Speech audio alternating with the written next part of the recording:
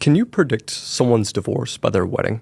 I believe that sometimes the bigger the wedding, the more likely the divorce. That's been my experience. I have found that the bigger the ring, the bigger the divorce, and the bigger the wedding spectacle, the more likely the divorce, in my experience. Because there is something extremely performative about a wedding. And there's also something extremely narcissistic about a wedding. If you break down like the role of a bride in a traditional wedding, meaning its current iteration, it's an unbelievably narcissistic pursuit for a woman.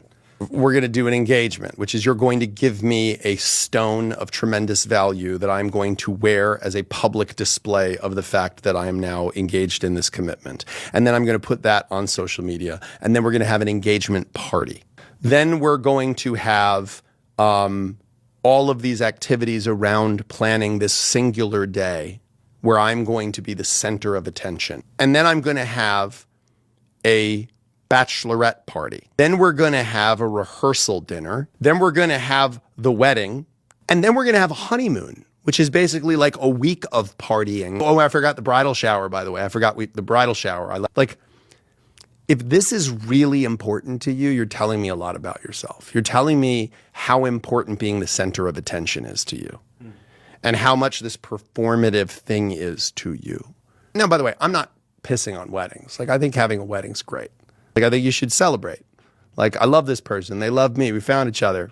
Party, take some pictures, have some drinks, do the dance, do the whole thing. It's great, man. But we've turned it into just a spectacle. I mean, the wedding industrial complex, man, it's a trillion-dollar industry. It's insane.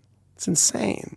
And again, catastrophically fails more than 50% of the time. There's actual research showing that higher wedding spending correlates with higher divorce rates, especially when couples go into debt to fund it.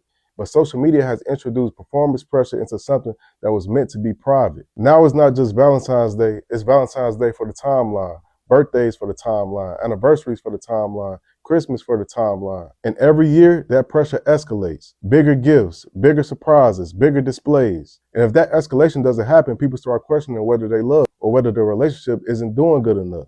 The most stable marriages, they're usually boring. They're predictable, they steady, they private. That doesn't mean that there aren't gifts. It means spectacle isn't the foundation. Marriage isn't loud, it's repetitive, it's discipline, it's alignment. When a relationship becomes dependent on public validation, it becomes fragile under private stress. And I personally know people who went into debt for massive weddings. They got divorced and were still making payments years later. Imagine sending monthly payments for a wedding with someone you're no longer married to. If the wedding is the peak of the relationship, the marriage will feel like a downgrade. Don't confuse visibility with value, and don't confuse spectacle with stability.